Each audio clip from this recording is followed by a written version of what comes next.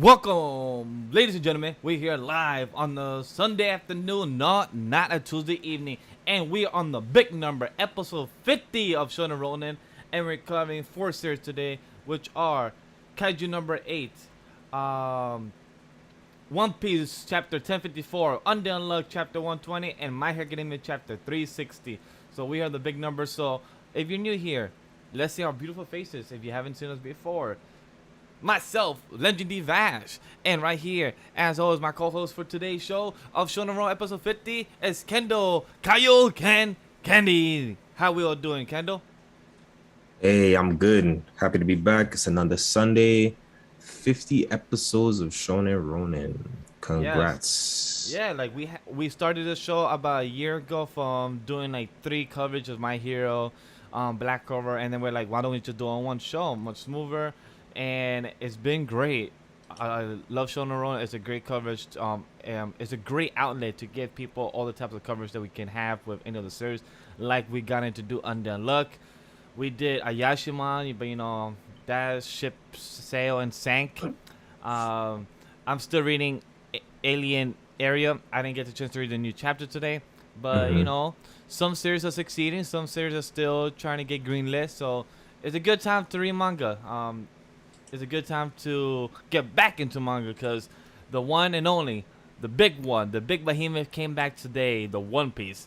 It's not Black Clover. That's next week, guys. For any Black Clover fans, it will come back for next issue. If anybody still cares about the series, or like Abe, he forgot about the series because like myself, I did too.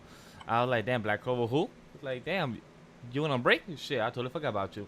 But let's all jokes aside. Let's first start with our Jump Plus, or I think it's from V Jump. Kaiju number hmm 8, chapter 67. How are we feeling about this chapter, Ken? Even though it wasn't really a full on transition, it was more of transition from when we left off from his training already. How do we feel about that, of him being called a dummy?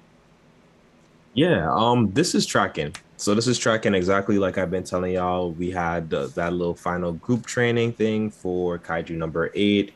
We got the little, they kind of almost gave us a little bit more lore on the Kaijus. And then obviously there needed to be a little break slash transition. So this chapter is simply a transition. We kind of been talking even in amongst reviewing everything for like the past month or so, talking about how like that squad hasn't been back together in so long, 2 months to be exact. So some more context that we got from this chapter was the time frame. We were kind of guessing the time frame, which we did say was probably about 2 to 3 months. So that was one thing. Then we got the fact of like, we know how certain characters felt about Kafka's situation, but we really got to see that like the whole squad, the whole class was behind them and they was concerned. And he was there busy. And we've seen that over like the last 3 chapters or so. We've seen that Kafka's been getting in his head. But another key point from this chapter is like he's not just getting stuck in his head. Like he's getting in his head, but he's bouncing back out of it and he's ready to move forward and be the person that he needs to be for his team. He understands his perspective, he understands his purpose, his mission, his drive. Everything's like starting to come into focus for Kafka. And I think this was kind of like the little final piece on it, like the little bow tie on top of it for Kafka's like development arc. And we'll be going, I'm sure the next chapter for sure is probably gonna be probably some light training, some regrouping, and probably it's gonna be right into some missions as what I'm expecting. I'm expecting us to get right into some heat, probably going into the next chapter or two. I agree, because it was nice to see our girl Pneumonia, come through and then give us light that hey, my father did this training as well as a general, and then and then for Kafka to be like, okay, if the director did it, it makes sense. It just now motivates me to work harder, because for you to Yeah. see the top of the brass of all of the army is the one that has the most skilled, and that everyone respected. And now he's like, okay, cool. If your father did this, I have to train harder now. But the most beautiful thing, it was wholesome. This, like you hit on the nail, this needed to happen, because even our boy Iharu said it. It's like, yo, yeah, we are scared of you, my dude. You have an inhuman trait of kaiju power. Are we supposed to not be afraid of you? But at the same time, you're still a friend. You protected us in the line of fire, still as a kaiju. You protected us during the midst of battle. So you expect us to not still want you to be your friend. We're glad you're safe. We're glad you're still good. But at the same time, we're mad that you didn't even try to find a way to try to communicate to us, to try to ask permission. But our girl Shinmoya did the workarounds, and she did this for you. And sometimes that's what friends are for. Friends are there to be there for each other, be there for the good and bad, but also they're there to tell you when you're stupid. Not because you're actually stupid, but it's because sometimes we're humans. We make mistakes. Sometimes we make such of the simplest things go over our head and not look back like, hold up. Maybe my friend's not really afraid of me. Like, our boy Kafka thought to himself too much in the head. He was afraid that his whole team of the third division was afraid of him after they found out he's Kaiju No. 8. But at the end of the day, they just wanted him to know that he was faced. And I feel like that's such a powerful thing for him to know and, you know, kind of realize. And I feel like that's very important for him to see and understand, like, oh, he's actually human. He needs to know about these things. Like, our boy Kafka was crying emotionally. Like, my friends call me dummy. And she was like, oh, yeah, I've been known that, girl. You know, you're good, my guy. We've been on you stupid. But let's go back to training, though. So all that type of dynamic was so simple, but it just shows that they're only humans and they're still care for each other. So, like, that was very heartwarming. But now Abba Kafka is more motivated and can't wait to do more with the team, as in, like, hey, we're worried about you, come back safe, are you okay? And plus, thank you for protecting these people, you know, come back alive. So, like, all he wants is the goodness of his heart. But I gotta tell you, when I saw him having 503 messages unread, that made me laugh, because I've seen people having thousands of messages, thousands of emails unread, thousands of messages on their phones. And it's like, don't you get bothered by the notification? Like, how you just letting that shit slide? Like, I think my email notification is the only one I let slide, because I open what I need to open, and then I don't open things that I don't need to open. So same. But like phone messages, like text messages, or like Facebook, Twitter, I always check those. My girl has like 200 messages unread, and I'm like, yo, woman, like, just read them. Hey. Like, just clear them out. We all be busy, man. I get it. Different things to look at.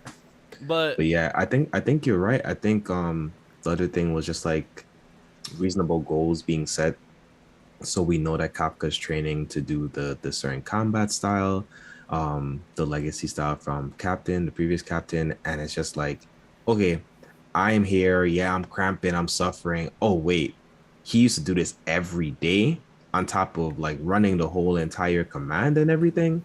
Man, let me get myself together, you know, on top of the fact that you know that you're about to get come back, and if you don't make any improvements or strides, you're gonna get beat up. But you know he's gonna get beat up regardless. But it's good to see that like I said, there's goals and expectations being set for him by him himself, and then in addition, other people around him are setting certain goals that he can actually, you know, train and reach. So that's it. Yeah, straightforward chapter for Kaiju No. 8, if you ask me. Yeah, straightforward. I have nothing else to add. The only thing is that it's crazy how our vice captain could find out that he has not been training or slacking down, and he'll find out within a heartbeat. I'm like, damn, you could tell that much detail within a matter of a second. Like, you either slacking or you're just that good of a trainer. So, hey, props to you for you to know about your own type of mentee of how well he's training or not. But overall, that's our overall thoughts of Kaiju No. 8. That is from V Jump. It comes out on Thursdays for anybody that does read it or not. It's always good to check out. It comes in every 2 weeks. Currently, that's been going on its current schedule. But now, the big behemoth, the chapter, the 4 Emperors of the Sea, or for some people, sometimes it's the worst time to be a fleet admiral in, because, boy, you just got the worst time to be the fleet admiral, because I felt bad for you. Like, I hate you with passion and guts, but this is like the worst time for you. You have so much pressure, so much shit going on in your time of office.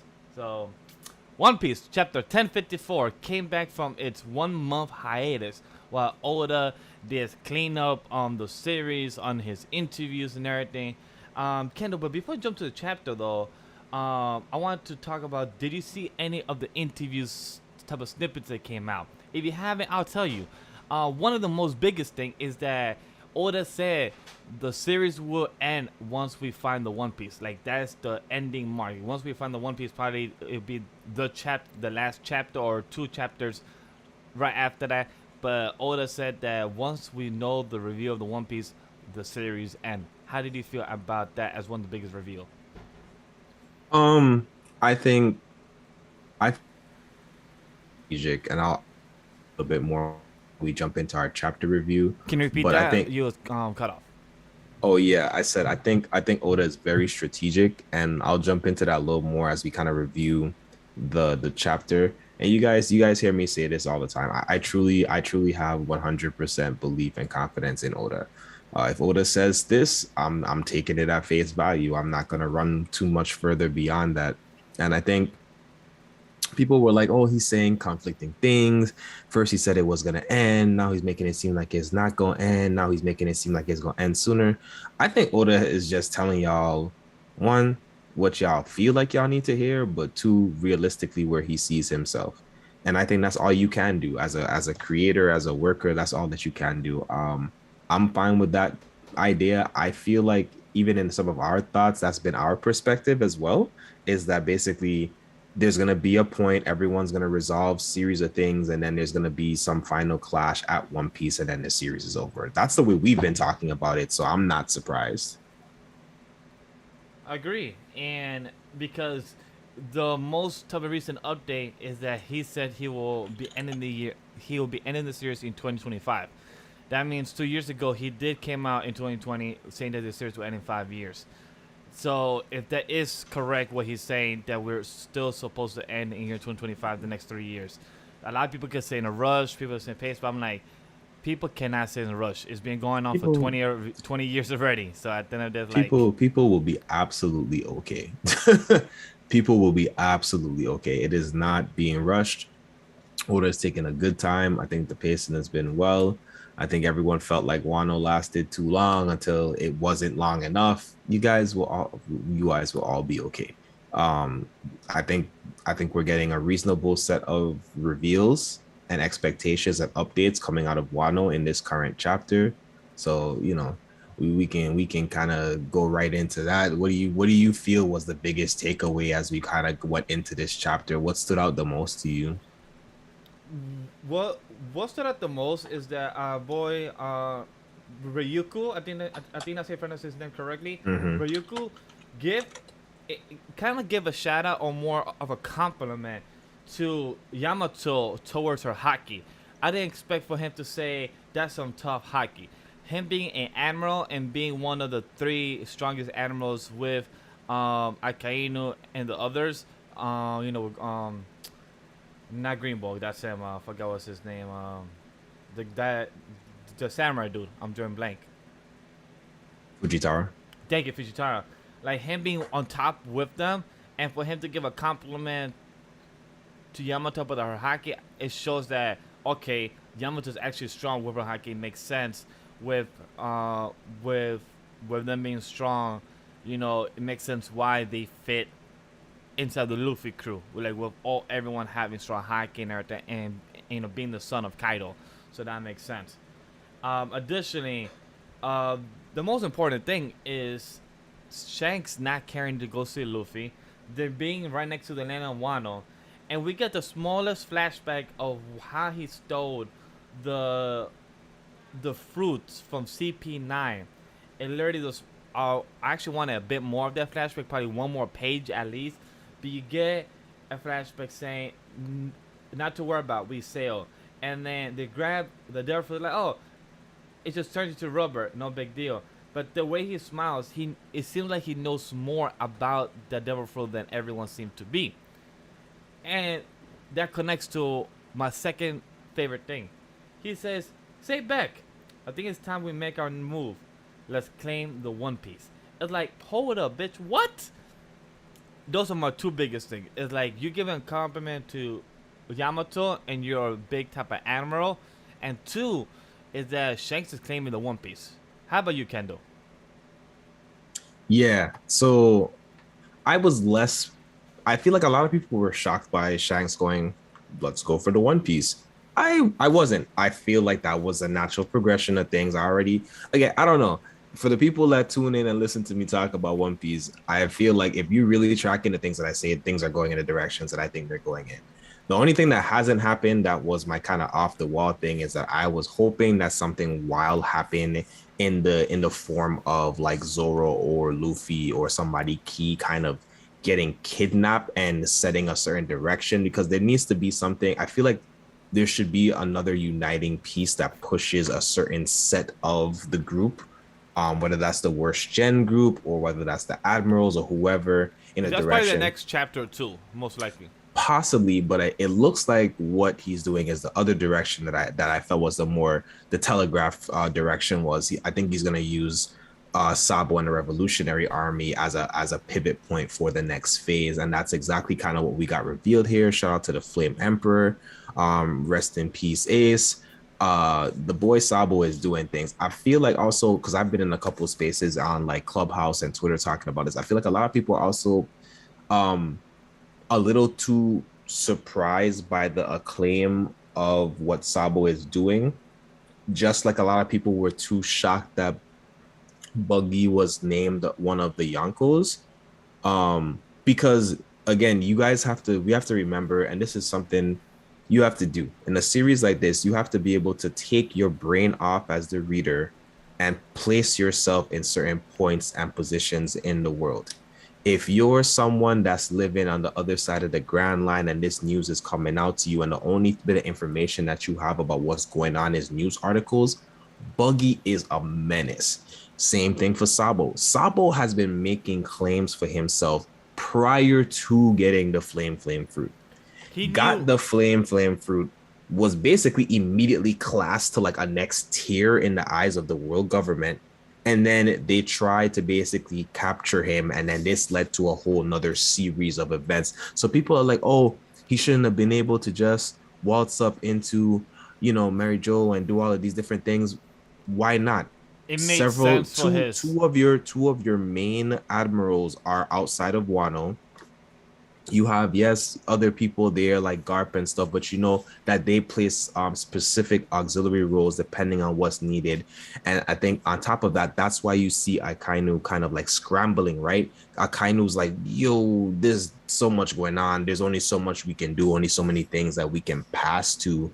um and it's just kind of like, yo, wait, what do you expect him to do? He can only do so much, and he has to stay like he as like the lead. He has to stay and control the way that everything is going. Now you also got the news disruption, so like I don't feel bad for Akainu in any way because it's still F Akainu. However, comma, I understand that he's being backed into a wall, and I think I forgot who said it on Twitter, but someone was making a point of like the most dangerous thing right now is that he's being backed into a wall. I might have been Soul Brother, I could be mistaken, but I think that was my perspective when I was reading as well. Is like, this man is already dangerous, and you put him in a situation where all the pressure and is being mounted on him more and more and more.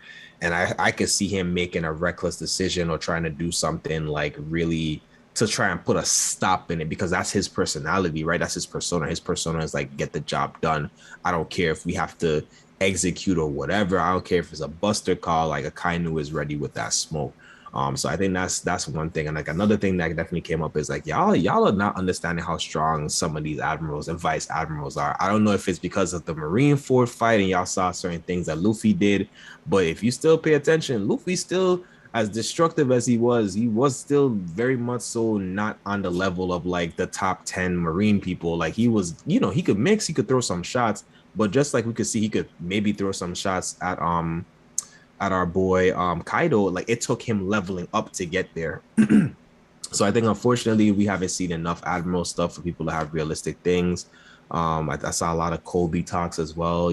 Kobe's been rising up, but we've not seen him on screen have a bunch of feats. But it doesn't mean that they don't explain where he is and where he's tracking so that you have an understanding of where he is. So I think a lot of people, it might be good for Oda to even give us a little bit more context on where people are in the ranking world of just specifically the Marine. But I think it tracks. I think everything is tracking how it's supposed to. Shout out to Neglected. Sorry, bro. I see you. I see your comments on the side. But I think you're right. I think he's tired. I think it is a lot. I think like you said, very similar to Mihawk, who is the strongest swordsman and no one can match him. Yeah, there's a lot of perspectives, and it's hard to put like certain things because it's like the gap sometimes between number one, number two, and number three is already huge. Yes. So then you go and you're like, oh, someone is number 5 on this list, but number 5 and number 6 and number 4 are nowhere close to number 3 and number 2, and number 3 and number 2 are nowhere close to the number 1 person or the number 1 spots or whatever. So it's a little hard to track at times, but I think that if you read and you understand the context of certain key like events, it makes sense. That I would like to add to what you just said as well, because this is also really interesting of what Akainu and the other officers said. They said Admiral Ryuko and Fujitora led the navy into battle, but in the end, the Executioner Army and the Celestial Dragon saved slave Barto Kuma was free. That's also a big thing. Our boy Kuma got free. The OG. Original Kuma. It's right. Original Kuma. So I can't wait to see how he reacts now. And I think that actually might have been the most shocking thing for me in this chapter was that literally reading that line, because I didn't think to get confirmation. I didn't think we knew what was actually Kuma's status, alive, dead. We just knew that they were using him as a basis for the clone and he was enslaved. But we really had no other confirmation about what was going on. So that was crazy. Because I knew in the anime or in the chapter, once we saw our Kuma and once Sabo saw him, we knew boy Sabo, just like Luffy, they would disobey orders just to save Kuma. And that's what I knew he would do. In a battle against 4 or 5 of them, against 2 of the animals versus the other navy in battle. But what's interesting is that for Oda to include power levels or power scale in a way, because in the next panel he said, I'm certain that it was difficult for the animals to exhibit their full powers in the land of the gods. Don't make excuses for them. So it's pretty interesting for Oda to even try to explain or exhibit some type of power skill with the animals to say, oh, didn't go full strength or full power. I'm like, that's something he don't do very much no more. Right, but notice his point, right? Notice, and he did it through. I kind of was like, yeah, you don't understand. We're supposed to be so elite and so strong that even not going full force, we should be stopping these people. Because the idea is not just like, it's not just like they can't go full force, because this happens a lot through the series. If you think back on it, there's been several other times where it's like, oh, well, they were supposed to be protecting the thing, so they couldn't go all out. It's literally been an excuse before. This isn't the first time we've heard this language. And then for kind of to immediately slap that down, I was like, that's not an excuse. Like, we got bigger problems. Like, that is not the issue here. Like, we have way bigger problems. So if y'all can't handle this at this level, like, we're like, and this is like kind of realizing like the stakes are getting higher and higher and higher, because again, we forget that in this world, for the most part, whether we think they're corrupt or not, the Marines are the law. Pirates are the villains. Like, I think we said this like maybe a month or so ago, but pirates are the villains in this series. Like, y'all do understand that. Like, Luffy's our protagonist, but pirates are, even to the view of the world, for some people in the world they're heroes, but for other people in the world they're very much so a scorn on society. Exactly. You hit on the nail, because right after that, we have never seen Akainu do what the previous Navy admiral Gold, I forgot his name, with the guy with the afro. Damn, I'm drawing blank on his name. That Fujitora. Well, no. Kendall, what am I checking for me? While what are we talking about? You talking about an admiral? The previous admiral, before Akainu, the one who used to work a guard. You know, side by side. The dark skin. Who are you talking about? Damn. I don't know who you're talking about by just saying by just saying the afro. Give me a second. Do you have their power? Sengoku. That was the name. Sengoku. Oh, I was like, you talking about the Golden Buddha? Who are you? I was like, there's a couple people with afros. I'm not sure. Sorry, who you're talking about. So Sengoku, we have seen Sengoku always try to process the information when he gets it. When he processes information, he tries to see the best results of what he should do. Akainu, we have always seen him react. We always see him put orders in. But now, I kind of for the first time we see him go out and try to think like, yo, this is one hell of an age I had to be fleet admiral in, and no matter who comes at us, I'll drive every one of them back into depths of sea. Yes, he's put in a corner, but at the same time, he's trying to process every information right now that everything's going wrong. The fleet admiral, there's a whole type of Wasabo, a fire emperor, Prince Vivi is gone, the king of Alabasta's dead, Luffy is one of the new emperors. Like so many things going wrong for the fleet admiral to not have any control. So that's one thing. Poor. I think there because happening around Vivian Alabaster. Can you repeat that? I said poor Alabaster. Like something's always going on with that kingdom. I think we might end up back in that area soon. So talking about Alabasta, do you think Princess Vivi is actually gone? Do you think our King Cobra is actually dead? I don't know if King Cobra is dead, but I don't think that really matters. The question is who made that move? Is Vivi actually missing or is she being protected? Because we already know from the last meetup that people were targeting the princesses. So that was the meeting right before we got into Wano. Actually, we know that people were targeting the princesses. So we'll see. I think there's a push there to unite the thought of the people. So I think we'll see how that develops. I don't really have a big thought there. If she's kidnapped or not, I think she is because that's what was said. So we'll see what happens from there. I agree.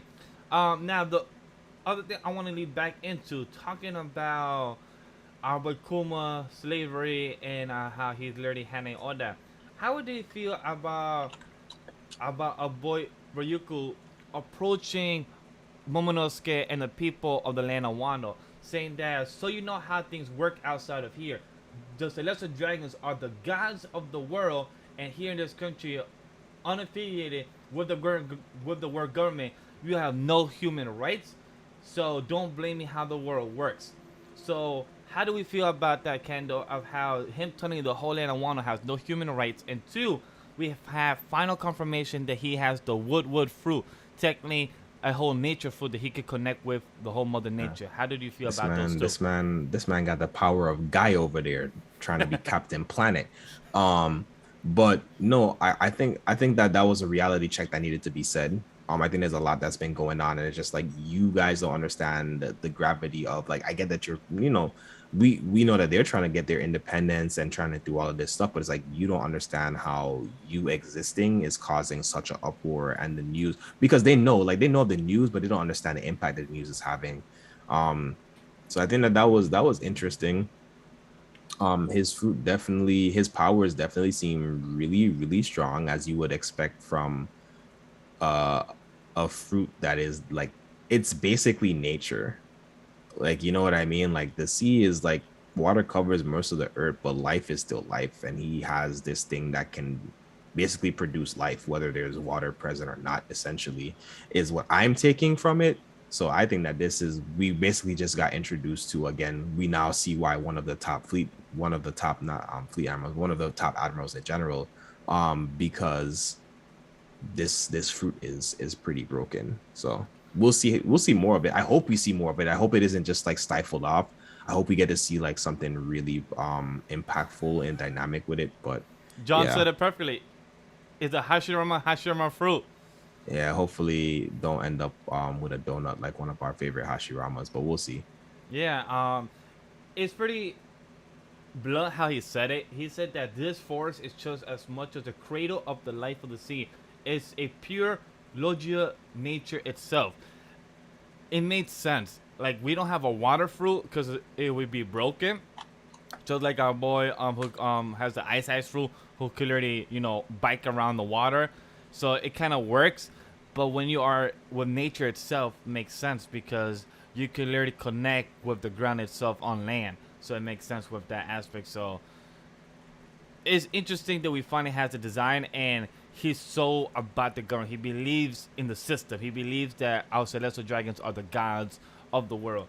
So that being sense, it's like, okay, cool. He's very on nose with the world itself. So the new admiral that we finally getting to see after years, only seeing those type of silhouettes being named Green Ball. it makes sense now why he's called Green Bull, because green for his name, that he's part of Mother Nature. So it makes sense why he has that name, Green Bull. Mm-hmm.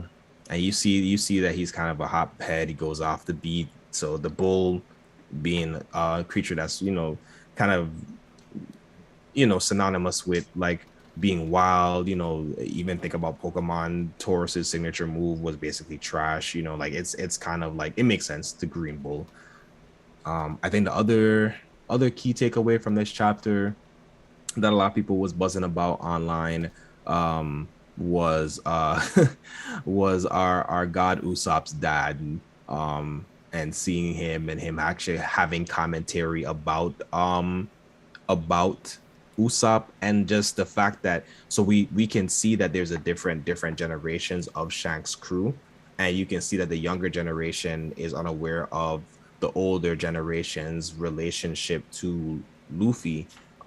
So it's cool to see that in a sense, because there's like you have this understanding that everyone in Shanks's circle, there's like a small circle, and then there's like the crew. So like that there's a lot of different moving parts.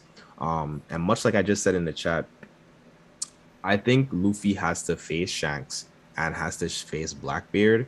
So I hope that I don't want Shanks and Blackbeard to clash in a dynamic way that they have to cancel each other out. I would be cool to see them fight or whatever. It would be cool. I think it'd be even like more dynamic and scary if they happen to team up for some reason. However, the way I see it, like I said, to me, Luffy has to square up with Blackbeard. Oh yeah. If that doesn't happen, I don't like that doesn't make any sense. And then I think that I think Shanks is also a checkpoint for Luffy, especially since he's considered one of the four now. So I feel like they both are kind of goals that Luffy has to kind of like hit in a sense. So we'll see how that ends up playing out ultimately. I would love to add to that as well, that with what Akainu said with the Flame Emperor, he said that people start to begin and worship him like he's some kind of god. At the same time, he's probably being more influential than Dragon himself. That people are putting him high up a pedestal. And you know where we are? Bro, we're in Lodgetown in the end of the panel. We are literally where Goldie Roger got executed, and that's where every pirate meets up in the east coast, in the east side of the Grand Line to head to the upstream mountain. For Lodgetown to be right there, and for Sabo's face, and for this random person, I don't know who he is, saying in the world pirates, the Flame Emperor's brother has obtained the old order. The times indeed are changing. So we're getting to a full out new generation or a new war going on, because right now his Flame Emperor brother Sabo and both Luffy are now an emperor to an extent on both either side of the flip coin. And now that's great timing or bad timing for either one of them. Yeah, I feel like there was something else in this chapter that I was thinking about, but yeah, I think that for a single chapter, the amount of sheer volume of context that we got was just a lot, and there's a lot to look forward to. So the other thing that I wanted to speak on, my final thoughts, is that again, Oda is very intentional. We know One Piece movie came out. We're waiting to receive it here in America.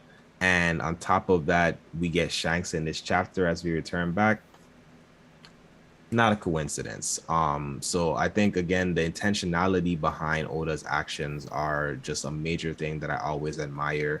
The timing for the break, the timing back off from the break, what context that was given. And again, he uses things going on behind the scene to kind of progress the plot in a certain way. And much like was said earlier, I really, really, really, really do hope that we get some more seeing of what's going on behind the scenes. And I know this isn't typically how things have gone in the series on a regular basis, but I would love to go ahead and slide some of that into the anime. If you're not going to give it to me in the manga, go ahead and give me a little bit more context on some of the stuff that may be going on. Like I want to see Sabo invade. Like I want to visually see that happen. I just want to see it. I agree. Even I if it's agree. just a one episode over shot, if it's a 1 hour over, and it's just like, that rescue mission, or bruh, a short over 1 hour, right? The birth of the Flame Emperor, fanning the flames of change. Boom. I have no problem, and that's something that the One Piece anime has been doing for a while. They've been doing their own canon from Oda help since the manga has always been the outline in the recent years, in the past year or two since the pandemic. That the anime has been becoming more of its own story. They're adding more of what of what the manga hasn't included. The anime expands it, and I have no problem if they could give an episode two to the Flame Emperor, putting his staff in fighting, fighting Ryuko and what's his name, and Fujitora. So fighting them two, I have no problem. Saving our boy Kuma on the anime screen, I have no problem as well. So, and Also, y'all don't forget, Smoker got to show back up again too. Smoker needs to get the smoke. Crocodile about to show back up again. There's still, I still think that I would we love to gonna see get our boy Smoker. Enien. I think Enien's gonna show. Like, I still think there's people from the past that need to show up that are way stronger now than they were before. So I think there's a lot of different things, and don't forget, we're talking in the chat about potential fights inside of, like, in regards to, like, the Marines, but the Marines are still divided. I keep trying to bring this back up so people remember there is still a growing faction inside of the Marines, and there's still people AKA that think that the Smoker. Marines are in a bad state and need to be, like, realigned. So I think that's something that's another point that needs to be resolved going forward. So it could end up being Fujitora versus Green Bull. Or We it could don't be know. We could be, and it could be so many number of things. So we gotta watch. I think there's a lot here. There's a lot of stuff. There's a lot of anticipation. We just gotta be a little bit more patient. We get in stuff. Kaido's behind us for now. Like, we're about to jump into some stuff right now. Let's look at what we're about to get and just enjoy what we're about to get. And let me add as well. We also did I mention another animal that also did fight with Kaiju No before, and that's Aokiji. We haven't seen Aokiji in a couple of years. We don't know what he's been doing along. He has worked with Luffy in I Did we think not get a random panel shot of him right before we got into Wano? Wasn't he, like, in one of, like, the panels? Or am I yes. am I am I tripping? I remember seeing him in the beginning of Wano. I Yeah, I believe in think I Act One or think Act Two. yeah, I think right before Act One or right at the beginning of But Act still, One, he we was haven't in a seen him. panel. We haven't seen him in less than roughly 100 chapters. So I we mean, we still ain't don't. seen Crocodile in forever, and you know what I mean. We, Hey, we ain't seen Smoker in forever. Like, there's a lot of stuff to resolve, man. There's a lot of stuff to resolve. look, John even said it. We need to see Enel. He has a Yeah, grudge like I against said, Luffy. He literally has a grudge. Like, he destroyed his own damn shit. Like, boy, you were I never mean, supposed to be here. I am still one of my biggest headcanon fantasies is that NL joins the Straw Hats. Oh, you think so? I did I not would hear. love I would love him to just there's no backing behind of it. There's no reason. I love NL as a character, and I would love him to just end up joining the Straw Hats for some strange reason. All right, but I definitely know with Yamato with this chapter because even Monosuke and everyone else said do not fight Yamato because I think they all know Yamato needs to hold her strength or hold herself back because she's joining the Straw Hats and she technically needs to be ready once they depart or leave. So maybe that's the case why Momonosuke and them is telling her not to fight because girl need to be ready.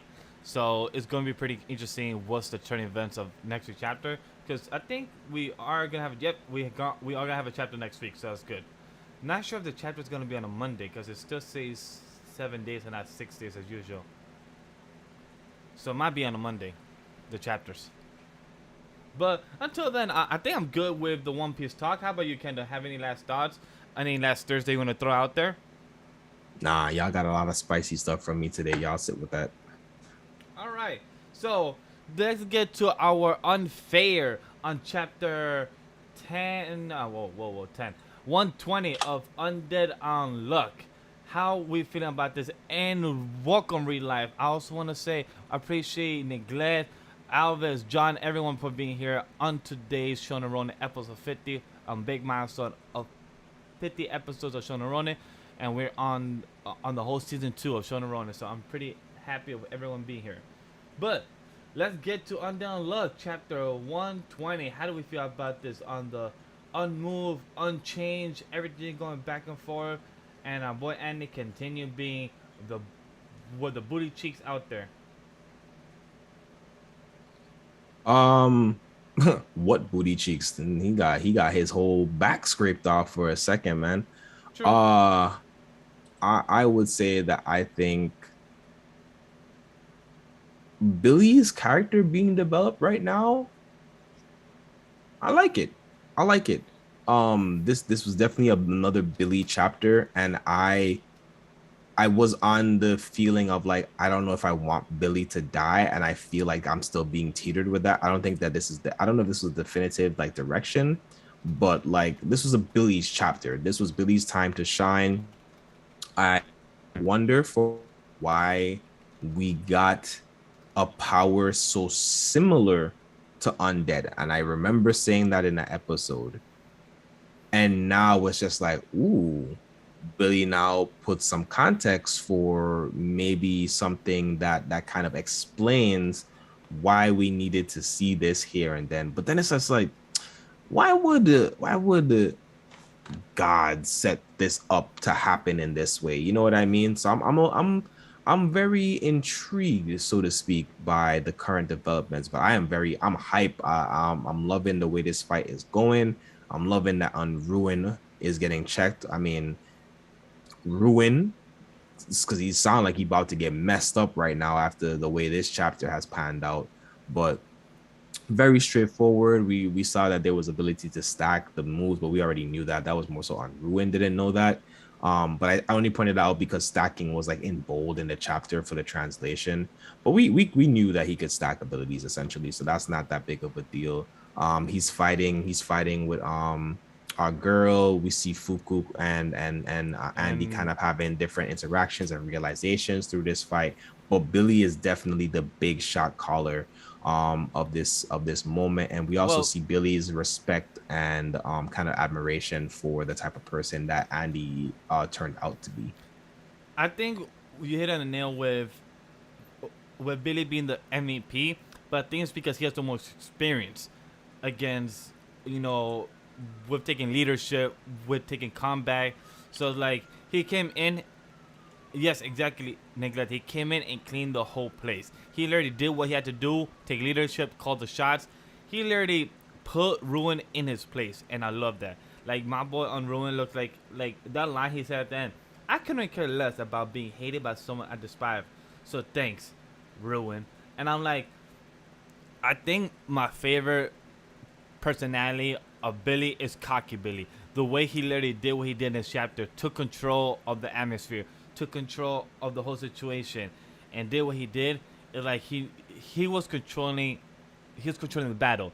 He was the mastermind, and that's what I love about Billy. He knew what he had to do, and I don't know what's next because now it shows like can he possible still ride the arc with Tatiana, Andy, and Fuku, or do they still have to stay here and to reset the whole loop? Is there a way that we can find a loophole within the loop? So that'd be pretty interesting. But at the end of the day, it's like with Billy knowing how to stack, like you said, the quirks, let's just call Mm-hmm. it, having unmove, unchanged, unruined, like having all these things where you could cycle out like a slot machine. It makes sense for his character. Why he feels like he's always at hand, always ready to use these type of, all these type of weapons for him. It makes sense. Yeah, but yeah, it was like I said. This was honestly, I don't even have much to say about this chapter. This chapter was really straightforward. Like Yeah. Billy just came in, he saw, he did. We didn't have clear confirmation, I guess, that he could stack. So I guess that's why that was kind of emphasized. But I thought it was pretty clear that he probably had the ability to do so. I think there was at least one instance where it was clear that he either, I mean, yeah, you could assume he could like time the interval, but I think it was pretty clear that he was doing something in the realm of stacking up those abilities when we saw him fight previously. So, yeah, I do also feel like there was importance in also the fact that he like at one point he called him zombie, and then at the next point he didn't call him zombie. I don't know if that's what you guys are talking about on the side. I saw zombie something on the Yeah, side, but about a zombie dude. I forgot his name as well. That's why I was trying to search it while you spoke. oh, he calls Andy zombie um multiple times, and then in the moments of him like realizing, like he's saying he's reflecting on things, and he turns and basically is like, Andy, what do you really think of me? Like, what do you think of me? And Andy's just Oh, like, sorry, it's Seal. Seal. That's what I was talking about, because oh, okay, because yeah, I get what you mean. the one that got the one that they just beat was Unruined. They beat Ghost already. Yeah, Did we beat Galaxy? No, right? Galaxy was not part of it. no, So Galaxy yeah, wasn't part of it. so it's just You're Ghost. talking about the is he a Uma Seal? Yeah, but Seal. Yeah, Seal. Seal's the one that had the with the Yeah, whole yeah, bandages and everything. yeah, yeah. Yeah, so Seal was also in this fight, but he's not the focus of the current fight. I don't know if he's being pinned down somewhere, if he's been. I'm not sure actually, because we've seen everyone in the shot of this chapter except Seal. So either Seal's already locked. Maybe I'm forgetting something. Seal's either already locked down or otherwise just confused and out of the fight. Yeah, from what I recall, Ghost did get taken down. Unruined right now. Seal was, I think, was the last remaining, or Seal was cause there though when this fight yeah, started, yeah, because there was like it's a 3v whatever, and then it was like, nah, then Billy showed up. So yeah. So Seal's Seal's probably in just this fight probably somewhere. Seal is being the type of villain who just watches until you get taken down, and they'll be like, "All right, cool, I'm next." I'm like, "All right, bitch, what Yeah, you I been mean next the whole time?" Seal doesn't like Unruin. He could be looking for opportunity to like take Unruin, That is um, true. and merge with Unruin in some type of way, and what's it, Shadow. So we'll Yeah, see. it it would be kind of interesting. So you know how we have the mythology of God here. We don't know who God is. We have the mythology of Moon, right? So Hmm. imagine if Ruin and Seal work for both God, but Ruin is more loved by God, Seal is not. So it's kind of like the story of Michelangelo, and and Samuel, how Michelangelo wasn't always loved, but Samuel was. So that's why he Hmm. would try to betray, so he could be all the time favoritism. So maybe Seal was the one like, let Ruin get killed, and I'll be the one to seal them up. So I could be the favorite towards God. That's just my guess of why Seal hasn't done anything in this battle, and Seal has just been letting Ruin get murked. That's just my quick theory of what could be the chance of why Seal hasn't done much anything in this fight going on when he's literally in the background. Yeah. So I think that's a good thought process. A lot of things happen really quickly. Like this happened over 2 chapters, but yeah, I think that this is like seconds and minutes happening really quick in this fight. Agree. All right. So with if anybody has any last thoughts or comments of Undead Unluck, we're good here on our end because Undead Unluck chapter 120 it fell straight to the point with our boy Billy, uh, giving the hands to Ruin, and I feel like with next chapter, I did say by chapter 122, 123, we might be starting the loop. Yeah, So we getting close to see who's gonna come out on top on yeah, our bets. We'll see. I Not said actually a bet, 122. but we'll see. I said 122, 123. You said 127 to 130, I believe is what you said. Hmm. And I think Sam said 130 and after. So it just depends on which one of our theories come true. So which is possible. But other than that, speaking about giving heads up, we're talking about MHA. Yes, we are. MHA is our last series. And John, with that being it, we're entering our MHA chapter 360, and it's called Despite It All. And Shiraki, you are a raggedy bitch.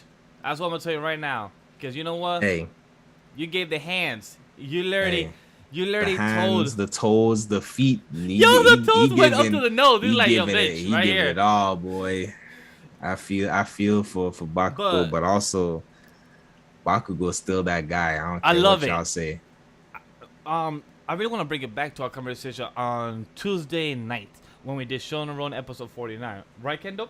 Where Yeah. we said about how, and it's the flight and fight type instance when you're in the zone, when you're, no, I think it was in Anime League podcast when we spoke about on sports, when you're in the zone and when you have Mm-hmm. that enhance of your speed and everything, when you're in the zone, when you're playing handball, soccer, whatever sport you're in, Mm-hmm. it's also transition in fights of battle. That's what's called flight or Of fight course. type of instance. Of And course. Bakugo literally just got told by the enemy, by literally the one that's whooping your ass, saying that you're worthless. You know what? Good thing my quirk is not being used, because it was when our boy Deku, the one I want, comes and can see your body all beat up. I want to see him go crazy, just like I poked those holes in your body. And literally Mm-hmm. say all those more things that you're not gonna be nothing. Oh, I remember you are inspired by All Might, but guess what? You're never gonna reach his heights. And most people will be depressed after. Most people will give up. People are like, damn, I can't do this. Like, he just told me I'm worthless. When Best Genius literally was like, yo, you're good, man. No worse. We got this. We're still past the point of exploring the previous encounter with Shiraki. We're doing the best we can. In Bakugo's eyes, he is more hungrier than ever. That's the way I'm interpreting it. I don't know if everyone else did. You, you're gonna tell me your thoughts as well, Ken, in a few. But just to see Bakugo, that last panel, despite everything, he still is hungry to go back for round 2, round 3, round 5, round 27 against Shiraki. And it just shows Bakugo is just ready for what the fuck is coming next. He's like, yo, just fix my arm right now, what you could do, put some wrapping, put some thread, whatever it is. I'm going back for that fight. He said, I'm going for my last set. How did you feel about this, Kenny? Because I love Bakugo in this chapter in that panel. Like, my toe literally got screamed by the coach saying, get the fuck back in that fight. We need you, man. We need you. We need that firepower. What's up, Kendall? Listen. So I think, right, my hero has these moments. So, because like sometimes it kind of like goes and comes for me, but it has these moments like right now where the way that my thoughts are being guided, I have no choice sometimes but to carry along with the flow of what's happening, right? And there's just this moment where it's like Shigaraki is ragging on Bakugo physically and verbally. All the heroes are like, no, save Bakugo, protect Bakugo. And meanwhile, Bakugo is just like, I'm too busy trying to get as much information in so that I can get this guy God when my guy gets here. Everyone thinks that Bakugo has his eyes set in one direction. It's been like a good chapter and a half build up of like thinking that Bakugo's mindset is in one place when really he's focused on the goal. And I've been saying that, like, Bakugo understands the assignment better than everybody else does. That's why even pro heroes are being pulled along by the pacing and speed that he's moving at in this fight, because he understands what needs to get done. He's definitely giving, for me, big Jiraiya feels right now. I'm a little concerned, feeling a little bit like a dying message, and I hope it's a lived message that gets passed on. But he's studying, he's looking, he's finding, like, yes, Shigaraki is evolving as this fight goes on, but Bakugo is taking all of that in constantly while he's fighting, showing us why he is truly one to not be slept on, if I could say it like that. So I think that that's definitely like, it is good. The look in his eyes, that face, I can't wait to see the color painting for that, because that's definitely, that might be one of my backgrounds coming soon, because that is tough. I love the look in his eyes. It's like the focus locked in look that you see, but Yes. it's also like explosive and sparkly like a bomb in his eyes. Oh, Like his eyes because of looks his like an sweat. explosion. It's Yeah, because of the because it's sweat, because the glands and the everything. So pores. Yeah. it's such a cool shot. I can't wait to see that in color.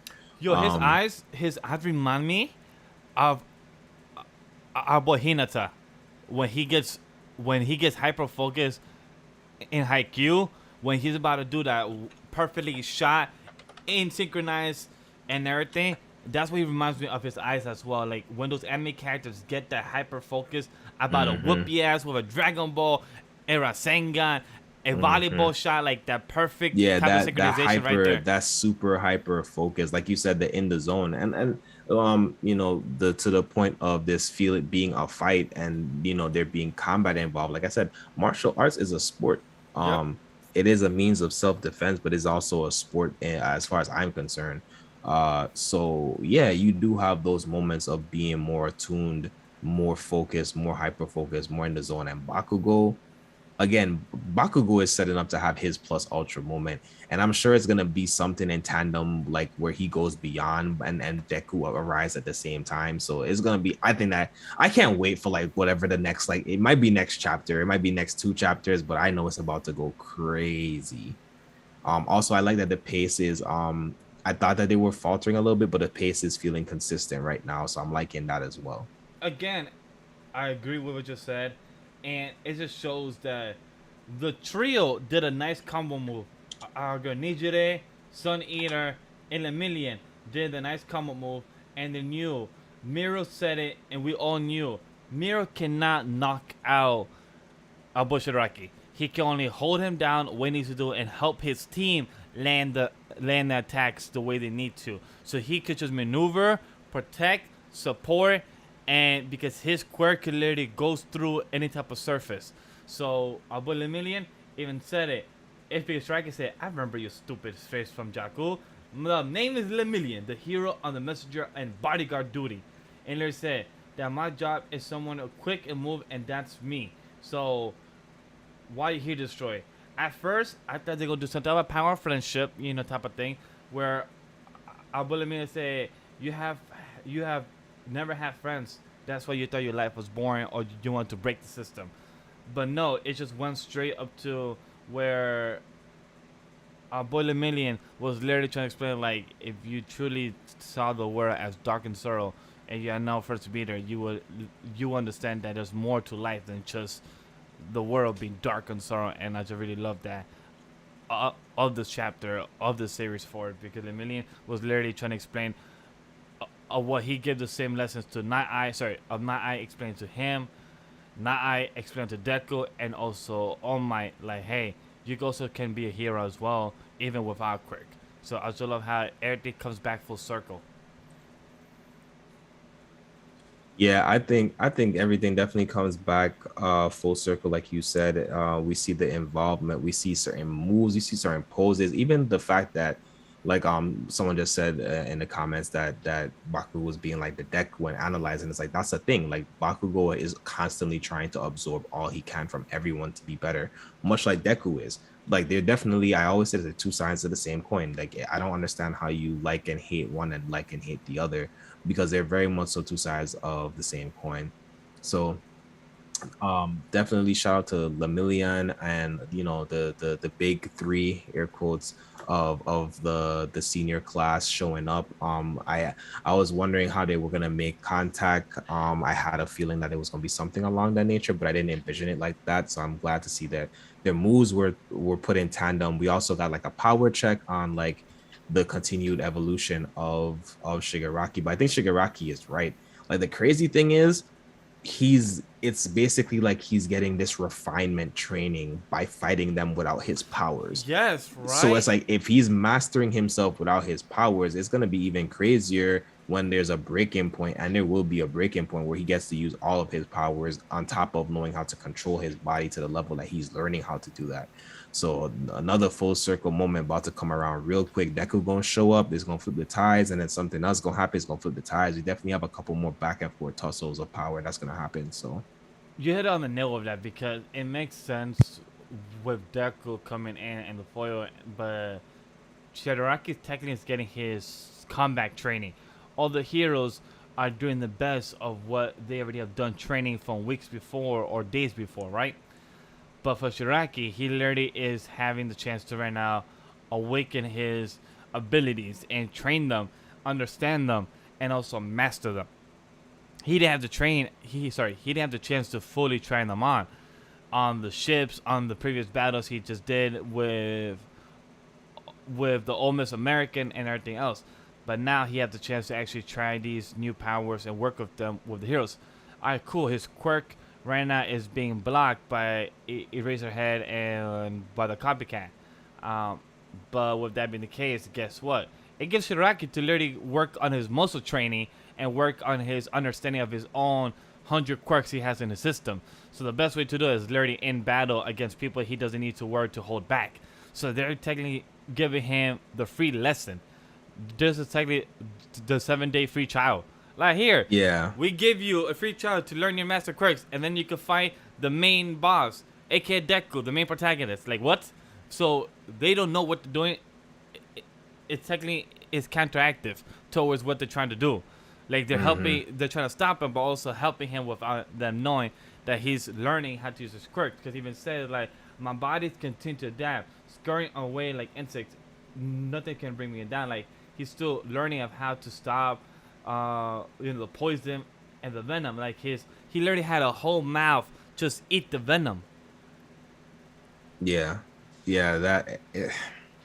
Again, this development right now is setting up for an awesome fight.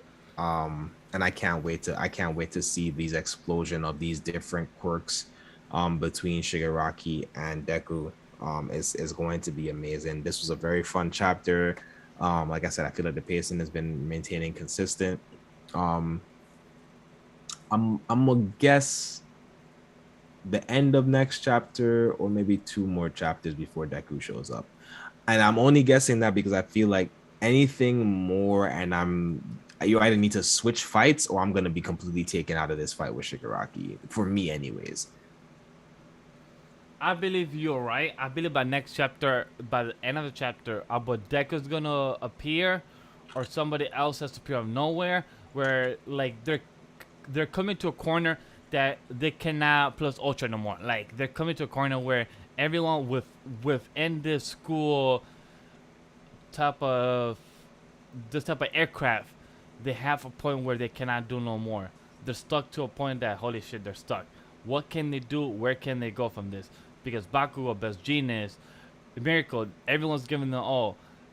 As much as Lemillion could do to stop and block and be on bodyguard duty, there's so much that you can do and so much that you can hold. So it's like, my guy, you are going to hold or not surpass the limits, but you're going to uphold your limits and something's going to stop you. So it's like, where are we going to go next? That's what I'm more curious about. For next chapter, but Deku has to show up midway or be at the end of the chapter, last page, and lead up into chapter 362 to be with Deku, or we go back to All for One and to a boy Endeavor having no arm, and Hawks is going on with that, with our boy Dark Shadow and everyone else there. Yeah. I'm also, again, the crazy thing is there's still other key fights going on. Like I said, there's still other key fights going on besides this. The only one that finished is with Dabi and that's the only one that's had a true conclusion. Yeah, true conclusion. And then technically Toga's out there still roaming around. I mean, Gigamakia thing doesn't ever have to actually be resolved. They can just be there defending Gigamakia or whatever the case may be. Obviously, whatever happens to All for One, as well as whatever happens to Shigaraki, is basically going to completely influence Gigamakia. So that, like, again, he's less of a point. You got Spinner. He has a whole other fight thing that's going on with him. So I mean, things can be concluded. I do agree. It feels like I wasn't expecting to go to this fight right away. Per se, I didn't know it was an option. I did think it was an option because I think you go here, you do something, you go back to the other ones, you come back to Shigaraki again, was my thoughts initially.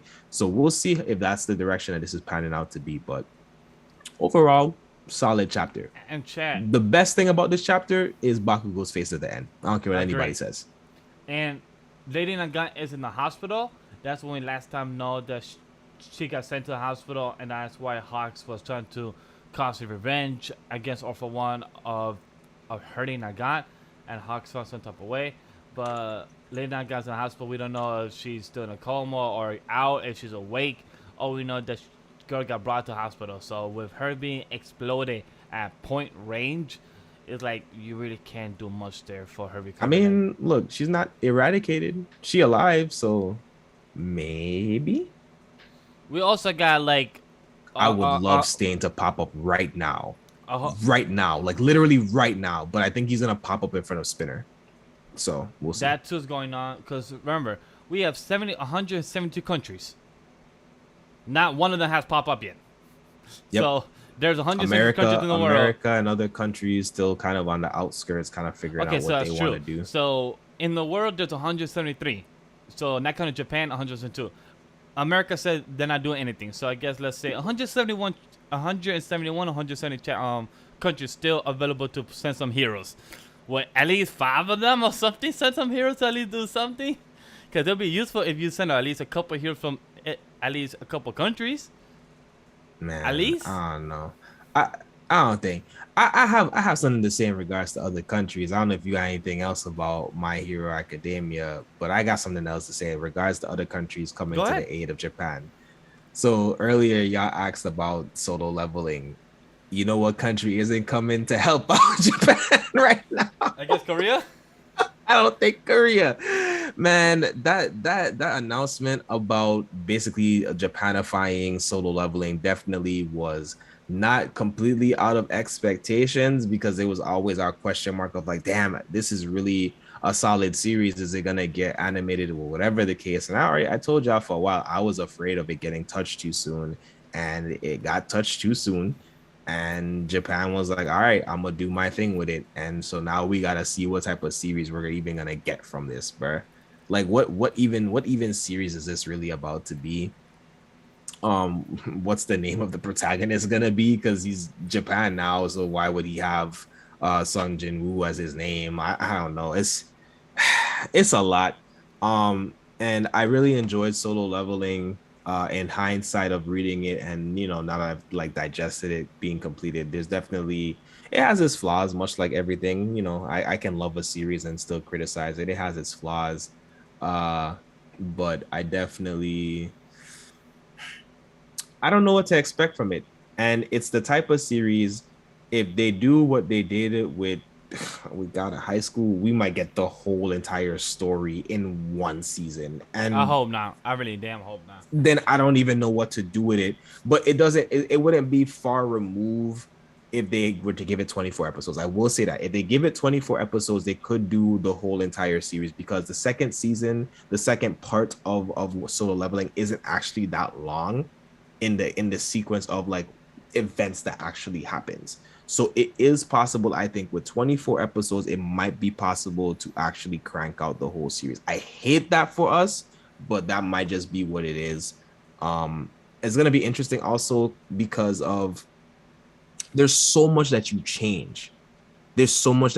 Because Korea doesn't disrespect Japan in that series. Korea acknowledges Japan as being one of the top nations. They have some of the top heroes. They have one of the largest guilds. And then it's just like, okay, so does the US become Japan? No, because the US already has its own country. Like, I don't understand how they're planning to kind of flip this around. So I don't know, man. No, I feel 100% on that, because like knowing of where with solo leveling and what they could do or what's happening with that type of decision, it's control. The studio is going to do is Japan most likely. I'm not sure if they said it's going to be Madhouse or another studio. I don't recall who was that. At the end of the day, as long as it's good storytelling, well paced, and you give the viewers a good action type of meathead series that most fans want, then I guess what we could say, we were happy, we were entertained. That's all I could really give thoughts about or be entertained about. Yeah, but like y'all said, it is some. I won't call it ignorance, but I get it. I really get it. I don't know, especially for those of us that live in America. Like it's a very different perspective when you're, air quotes, one of the leading nations. So I feel like there has to be a certain level of like respect and thing that is given to them. It's like imagine if this came out of Thailand. Like you think China gonna be like, yeah, we'll put this out for you and we're gonna acknowledge Thailand. Come on now. Like like it's like you have to understand the dynamics and the politics that actually go on in place with when it comes to these type of things as well. But I think ultimately, yeah, they did get turned. The 10 Japanese people, the top 10 S classes did get turned into fodder. But again, what are we gonna do? How do you change the story and keep it the same story? Yeah. But the thing is, right?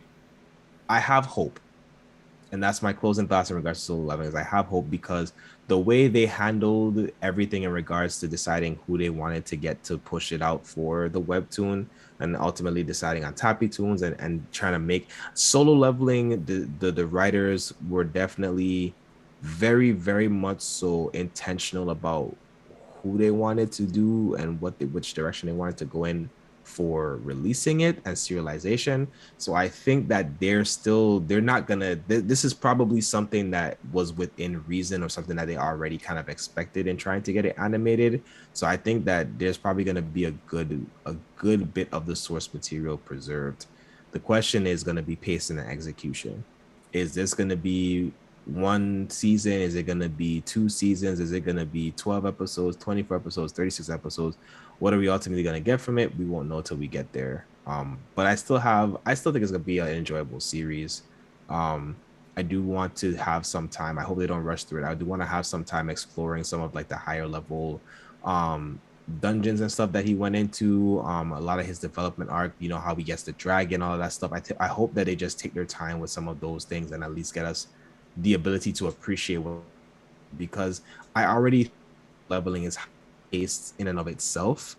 So I hope they don't accelerate it too much more inside of the, what you call it, inside of the animation process.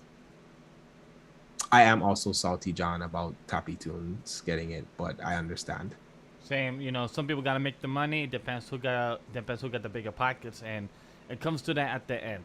So I appreciate you saying that out of this great MHA discussion. I feel like great discussion everywhere on the Kaiju, the One Piece, Undead Unluck, and MHA. It's a good talk overall. We continue to be discussing MHA greatness, One Piece greatness, the goals. It just reached another year anniversary, so a big shout out to that. Also, if you guys are reading Chainsaw Man Part 2 that came back, chapter 98 and 99, we did a review on the most previous Shonen Ronin episode 49. Go check that out. Time code is down below for the episode of Shonen Ronin episode 49 if you want to check out our Chainsaw Man review chapter 98 and chapter 99. So go check that out. We did it on a Tuesday night review. We have some future plans for work, but at the moment we have no plans to review chapter 100 for Chainsaw Man at the moment. But we'll give you guys an update. We will put out a recording video, a little quick small live stream on that Tuesday night. We guys keep you up to date. Other than that, any last thoughts on any series? Kendall, before we go for the best chapter of the week? No, like I said, my favorite panel, that's all I'm gonna say. I'll give you a chapter in a second, but my favorite panel is Bakugo. That's it. That's all y'all need to know. Yes, Alvis, we are wrapping up to the best chapter of the week. Remember, as we said earlier, that we're starting around 12 p.m. EST to 12:30 EST from now on. We're trying to start much earlier so we can end earlier for anybody that could check out, eat breakfast with us, drink a cup of coffee, drink a cup of smoothie in whatever time zone you're in. So that's all 12 p.m. EST because the chapters come out at 11 a.m. EST, so it's much easier for us to do the content. It gives the crew and us an hour to an hour and a half to read the chapters and get our morning situated. So glad and appreciate for everyone understanding. But what was your chapter of the week, Kendall, overall? Was it Undead Unluck, Missions of the Crow Family, Alien Area, Ruby Dragon, any other series that we don't cover? What was the chapter of the week for this week issue 34? My mic towards me. One Piece. Understood. Me too. One Piece. So yeah, One Piece as well. It's fucking fire. I enjoyed the hell of this chapter. I know you, McKenna, could explain why, so many reasons, but go check out a review if you missed it, because we got boy Shanks like yo back. Let's have a quick conversation real quick.